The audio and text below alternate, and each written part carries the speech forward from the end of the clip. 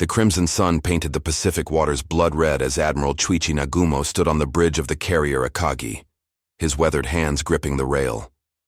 It was June 3rd, 1942, and the Japanese Navy had not tasted defeat since the war began 6 months earlier at Pearl Harbor. Behind him stretched the most powerful naval strike force ever assembled: 4 aircraft carriers, 2 battleships, 3 cruisers, and 11 destroyers, all bearing the chrysanthemum seal of the Emperor. Nagumo's orders were simple, yet audacious: capture Midway Atoll, eliminate what remained of the American Pacific Fleet, and force the United States into a negotiated peace. The plan, conceived by Admiral Isoroku Yamamoto himself, would extend Japan's defensive perimeter across the Central Pacific and secure the homeland from American counterattack. Victory here would cement Japanese dominance over the world's largest ocean. 600 miles to the northeast, the tiny coral atoll of Midway sat like a sentinel in the vast blue expanse. Its strategic importance far exceeded its modest size. Whoever controlled Midway controlled the approaches to Hawaii and the American West Coast. The Japanese High Command believed the Americans would fight desperately to defend it, playing directly into their trap. What Nagumo didn't know was that American codebreakers had already pierced the veil of Japanese naval communications. In the Yuza basement of a concrete building in Pearl Harbor, Commander Joseph Rochefort and his team of cryptographers had been working around the clock, deciphering intercepted Japanese messages. Their breakthrough came when they confirmed that the mysterious target designated AF in enemy transmissions was indeed Midway. According to historical accounts documented by the Naval War College, this intelligence coup gave Admiral Chester Nimitz an unprecedented advantage. He knew exactly when and where the Japanese would strike. The American response was swift but desperate. Nimitz could muster only 3 aircraft carriers against Nagumo's 4: the Enterprise, Hornet, and the hastily repaired Yorktown, which had limped back from the Coral Sea battle just days earlier, with gaping wounds in her flight deck. The odds were stacked heavily against the Americans, but they had one crucial advantage their enemy lacked: they were fighting on their terms, not Japan's. As dawn broke over the Pacific on June 4th, both fleets moved inexorably toward their destiny. The Japanese pilots, veterans of Pearl Harbor, Wake Island, and the Dutch East Indies, prepared their aircraft with confident precision. They had never known defeat, and saw no reason why this day should be different. The rising sun flags painted on their aircraft seemed to glow with divine favor. Meanwhile, American pilots aboard the Enterprise, Hornet, and Yorktown received their final briefings. Many were barely out of flight school, hastily trained replacements for crews lost in earlier battles. They knew they were outnumbered and outgunned, but they also knew that the fate of the Pacific, and perhaps the entire war, hung in the balance. The stage was set for the most decisive naval battle in the Pacific theater. The pre-dawn darkness of June 4th, 1942, was shattered by the roar of aircraft engines as 108 Japanese planes lifted off from Nagumo's carriers. Led by Lieutenant Joichi Tominaga, the strike force included 36 Nakajima Kate torpedo bombers, 36 Aichi Val dive bombers, and 36 Mitsubishi Zero fighters. Their target, the American installations on Midway Atoll. At exactly 6:30 in the morning, the Japanese formation appeared over Midway like a swarm of angry hornets. The small garrison of Marines and Navy personnel had been expecting them, alerted by radar operators who had spotted the incoming raid while it was still 50 miles out. Every available American aircraft had already scrambled to meet the threat, or escape destruction on the ground. The battle over Midway was swift and brutal. The Japanese pilots, their aircraft painted in the distinctive green camouflage of the Imperial Navy, dove through curtains of anti-aircraft fire to deliver their bombs with practiced precision. Fuel dumps erupted in towering columns of black smoke, while buildings collapsed under the weight of high explosives. The Marine fighters, flying obsolete Brewster Buffaloes and a handful of newer Grumman Wildcats, fought valiantly, but were hopelessly outclassed by the nimble Zeros. Within 30 minutes, the first phase of the Battle of Midway was complete. Lieutenant Tominaga's voice crackled over the radio to Admiral Nagumo. There is need for a second attack. The airfield was damaged, but not destroyed. and American resistance remained fierce.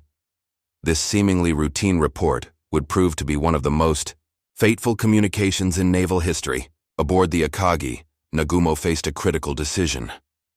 His second wave of aircraft was already armed with armor-piercing bombs and torpedoes, prepared to attack any American warships that might appear. Should he rearm them with land attack bombs for a second strike on Midway, or keep them ready for naval combat? At 7:15, Nagumo made his choice. "Prepare to carry out attacks on enemy fleet units," he ordered. "Leave torpedoes on attack planes which have not yet changed to land bombs." But 15 minutes later, convinced by Tomonaga's urgent request and seeing no sign of American ships, he reversed his decision. Speed preparations for attack on Midway. The Japanese hangar decks became scenes of frantic activity as ordnance crews began the laborious process of switching weapons. Armor-piercing bombs and torpedoes were carefully lowered into storage magazines, while high-explosive bombs were brought up from below. Aviation fuel lines snaked across the steel decks as mechanics topped off fuel tanks. It was dangerous work, under the best circumstances, made more perilous by the need for speed. What Nagumo didn't know was that American scout planes had already spotted his fleet. At 5:34 that morning, a PBY Catalina flying boat piloted by Ensign Jack Reed had radioed the electrifying message: "Enemy carriers bearing 320 degrees, distance 180 miles, course 150, speed 25. The information reached Admiral Raymond Spruance aboard the Enterprise within minutes.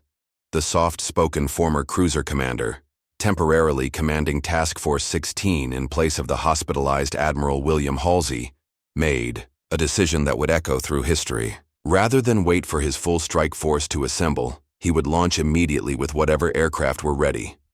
At 7:02, the first American planes began lifting off from the Enterprise and Hornet.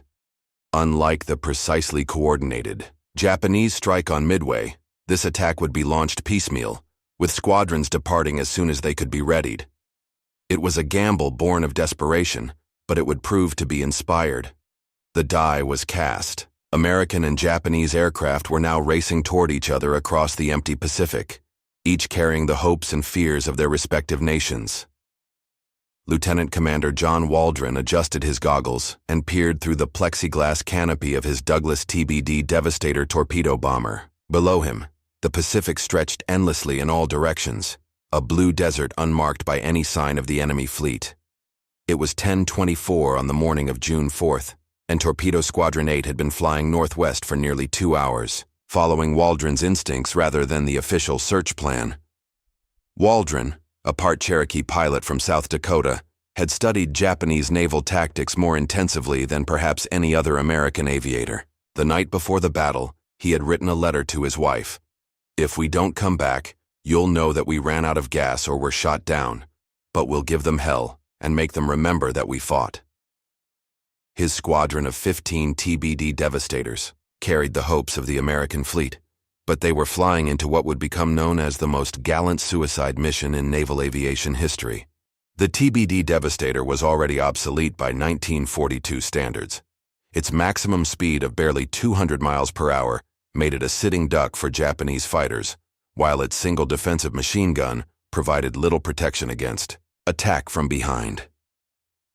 Worse still, the Mark 13 torpedoes they carried were notoriously unreliable, with a tendency to run too deep, explode prematurely, or simply fail to detonate at all. At 10:25, Waldron's voice crackled over the radio. "Target in sight! Enemy carriers bearing north." There, spread across the horizon like toys on a blue carpet, lay Admiral Nagumo's mobile strike force. 4 aircraft carriers steamed in formation, protected by a screen of battleships, cruisers, and destroyers. It was the most powerful naval force Japan had ever assembled, and Torpedo Squadron 8 was about to attack it alone. Waldron waggled his wings, the signal for his squadron to form up for their attack run. The 15 Devastators dropped to wave-top level, their engines straining as they approached the enemy fleet at maximum speed. They had no fighter escort, the promised Wildcats had missed the rendezvous, and no dive bombers to coordinate their attack. They were entirely on their own. The Japanese Combat Air Patrol spotted them first. Lieutenant Commander Shigeru Itaya, leading a division of Zeros from the carrier Akagi, called out the sighting. Enemy torpedo planes approaching from the east. Within seconds, the sky above the Japanese fleet was filled with diving fighters, their wing-mounted machine guns chattering death. According to naval records preserved by the Naval Historical Center, what followed was a massacre of unprecedented scale in carrier aviation. The Zeros fell on Torpedo Squadron 8 like wolves on sheep. One by one, the lumbering devastators were shot down, their crews fighting to the end as their aircraft disintegrated around them. Waldron's plane was among the first to fall, erupting in flames as cannon shells tore through its fuel tanks. He had time only to radio, "Watch those fighters," before his devastator cartwheeled into the sea. Ensign George Gay, flying the squadron's tail-end aircraft, watched in horror as his squadron mates died around him. His own plane, riddled with bullets, staggered toward the carrier Kaga before finally crashing into the ocean just short of his target. Gay, the sole survivor of Torpedo Squadron 8, would spend the next 30 hours floating in the Pacific, hidden beneath a seat cushion, witnessing the greatest naval battle of the war from the front row. The sacrifice of Torpedo Squadron 8 was repeated twice more that morning. Torpedo Squadron 6 from the Enterprise and Torpedo Squadron 3 from the Yorktown met similar fates. Their obsolete aircraft, no match for Japanese fighters, and anti-aircraft fire. Of the 41 American torpedo planes that attacked the Japanese fleet, only 6 survived, and not a single torpedo found its target. But their sacrifice was not in vain. The low-level torpedo attacks had drawn the Japanese fighter cover down to sea level, leaving the carriers vulnerable to attack. From above, the stage was set for the next act of the drama. High above the carnage at sea level, Lieutenant Commander Wade McCluskey circled in his SBD Dauntless dive bomber, frantically searching the empty ocean for the Japanese fleet. The leader of Enterprise, Air Group McCluskey, had been airborne for over 3 hours, his fuel gauge hovering dangerously close to empty. His 33 Dauntless dive bombers had followed the original search plan to the southwest, only to find nothing but empty water where intelligence had predicted the enemy would be. It was now 10:22 on the morning of June 4th, 1942, and McCluskey faced the most critical decision of his naval career. He could turn back toward the Enterprise, preserving his aircraft and crews for another day, or continue the search with what little fuel remained. The fate of the Pacific Fleet might well hang on his choice. McCluskey chose to press on. Benkanaicha, northwest, following his intuition that the Japanese had changed course after launching their Midway strike, he spotted a lone destroyer racing across the Pacific, its wake carving a white scar across the blue water. The ship was the destroyer Arashi, hurrying to rejoin the fleet after dropping depth charges on an American submarine. Unknowingly, she was leading the American dive bombers directly to their target. At 10:24, just as Torpedo Squadron 8 was beginning its doomed attack run far below, McCluskey's radio man tapped his shoulder and pointed northeast. There, etched against the horizon like a vision from a naval officer's dreams, lay the Japanese Mobile Strike Force. 4 aircraft carriers steamed in a tight formation, their flight decks crowded with aircraft in various stages of preparation. Enemy carriers in sight, McCluskey radioed to his squadron. "Prepare for attack." The timing could not have been more perfect. Aboard the Japanese carriers, the frantic rearming operation that had begun hours earlier was finally nearing completion. Hangar decks were littered with fuel lines, ammunition, and ordnance as crews rushed to prepare aircraft for a second strike on Midway. The carriers were floating bombs, waiting for a spark. At exactly the same moment, Lieutenant Commander Maxwell Leslie arrived over the fleet with 17 SBD Dauntlesses from the Yorktown. Through a series of navigational errors and fortunate coincidences, 2 separate American dive bomber squadrons had converged on the Japanese fleet simultaneously, approaching from different directions with the enemy fighters still down at sea level, chasing the last of the torpedo planes. According to historical analysis published by the U.S. Naval Institute, the next 5 minutes would determine the outcome of not just the Battle of Midway, but potentially the entire Pacific War. McCluskey selected the carrier Kaga as his target, her flight deck packed with aircraft being fueled and armed. At 10:26, he pushed over into his dive, followed by 13 other Dauntlesses from bombing Squadron 6. The remaining aircraft from his formation attacked the carrier Akagi, Admiral Nagumo's flagship. The Japanese were caught completely off guard. Their fighters were at low altitude. Their anti-aircraft gunners were tracking the retreating torpedo planes, and their radar operators had been focused on threats from the surface rather than from above. The first they knew of the dive bomber attack was when McCluskey's 1,000-pound bomb smashed through Kaga's flight deck and exploded in the hangar below. What followed was devastation beyond imagination. The bomb detonated among fully fueled and armed aircraft, setting off a chain reaction of explosions that tore through the carrier's vitals. Within seconds, Kaga was transformed from a proud warship into a floating inferno, her hangar decks erupting in towering pillars of flame and smoke. Simultaneously, Lieutenant Leslie's squadron was devastating the carrier Soryu. 3 direct hits turned Japan's newest carrier into a blazing wreck, her crew abandoning ship as secondary explosions rocked her hull. The carrier Akagi, struck by a single bomb that detonated among aircraft being fueled on her hangar deck, was soon burning as fiercely as her sisters. In the space of 5 minutes, 3 of Japan's 4 fleet carriers had been reduced to burning hulks. The pride of the Imperial Navy, the striking force that had dominated the Pacific for 6 months, lay dying in the blue waters off Midway. The rising sun was setting on Japanese naval supremacy. Admiral Nagumo stood transfixed on the bridge of the Akagi as his flagship burned around him. Smoke poured from the flight deck where, just minutes before, his air crews had been preparing for another strike on Midway. The acrid smell of burning aviation fuel mixed with the screams of wounded sailors being carried past him on stretchers. It was 10:46 on the morning of June 4, 1942, and the unthinkable had happened. The Imperial Japanese Navy was being defeated by an enemy they had considered inferior. "Admiral, we must transfer your flag," urged Captain Taijiro Aoki, the Akagi's commanding officer.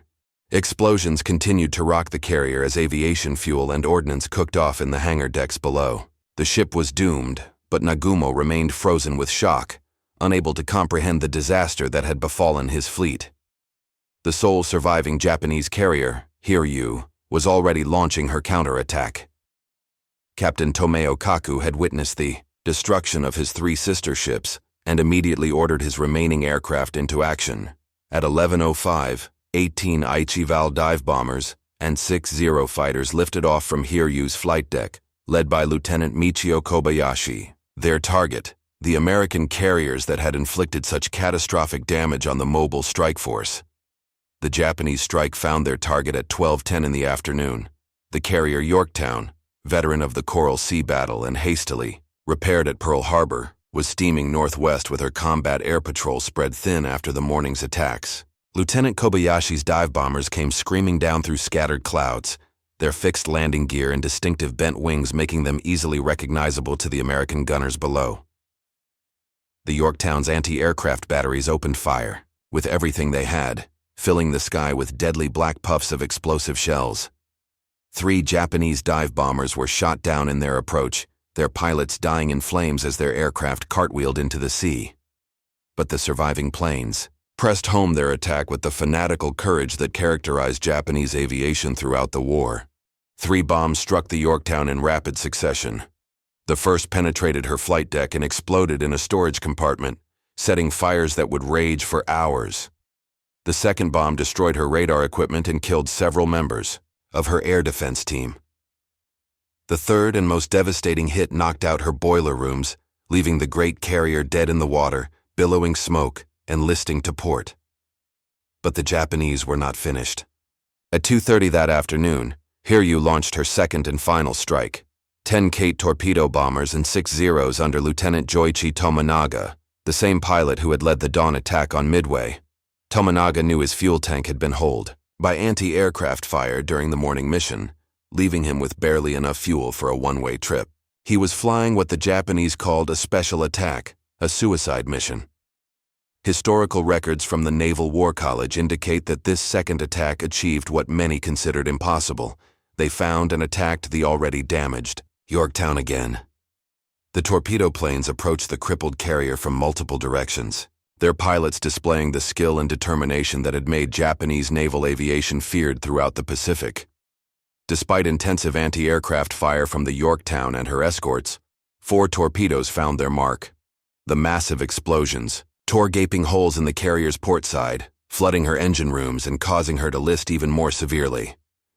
At 3:00, Captain Elliot Buckmaster gave the order to abandon ship. The Yorktown, which had survived the Battle of the Coral Sea and helped win the Battle of Midway, was finally succumbing to her wounds.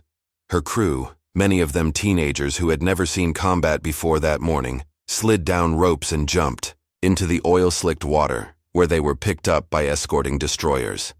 Lieutenant Tominaga, his fuel exhausted and his aircraft riddled with bullet holes, attempted to crash his plane into the Yorktown's bridge in a final act of defiance. American gunners shot him down just short of his target, his Kate exploding in a fireball that illuminated the gathering dusk. The score was now even. 3 Japanese carriers sunk, 1 American carrier abandoned, and apparently sinking. But the UI battle was far from over. The sun hung low over the Pacific as Lieutenant Commander Clarence Wade McCluskey prepared for his second mission of the day. It was 4:30 in the afternoon of June 4th, 1942, and the pilot who had led the devastating morning attack on the Japanese fleet was about to write the final chapter of the Battle of Midway. His target this time was Hiryu, the sole surviving Japanese carrier, which continued to operate aircraft despite the destruction of her 3 sister ships. Admiral Raymond Spruance, the quiet strategist commanding the American task force from the bridge of the Enterprise, had made a calculated decision. Rather than pursue the retreating Japanese battleships and cruisers, he would focus his remaining strength on eliminating the last enemy carrier. "We will complete the destruction of the enemy," he signaled to his air group commanders. The strike force assembling on Enterprise's flight deck was a patchwork of survivors from the morning's battles. 24 SBD Dauntless dive bombers were joined by aircraft from the Hornet, their crews a mixture of seasoned veterans and young pilots, flying their first combat mission. Many of the planes bore bullet holes and patch damage from earlier encounters with Japanese fighters.